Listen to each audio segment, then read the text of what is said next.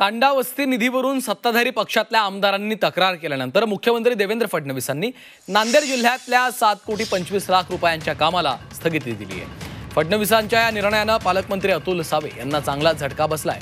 दरम्यान आमदारांच्या तक्रारीवर स्पष्टीकरण देताना पालकमंत्री अतुल सावे चांगलेच संतापले।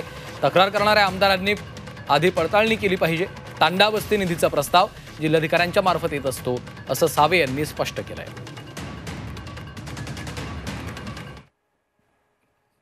तक्रार करणाऱ्या आमदारांनी आधी व्हेरीफाय केलं पाहिजे की हा प्रस्ताव येत असतो कलेक्टरकडून आणि कलेक्टरकडून आल्यावर आम्ही त्याला मंजुरी देत असतो।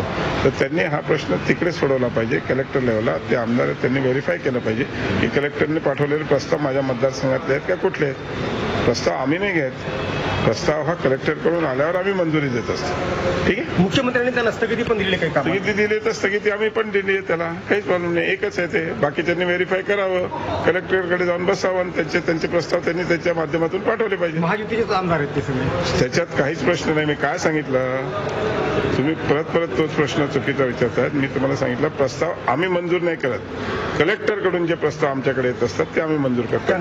त्यांचं म्हणणं असं आहे की त्यांनी जी सुचवलेली कामे किंवा त्यांची शिफारस न घेताच ती मंजुरी दिली। कोणाचीच नाही आहे। तुषार राठोड यांना मागच्या वेळेस मी 1,90,00,000ची कामं दिलेली आहेत, त्यांनी व्हेरीफाय करावं।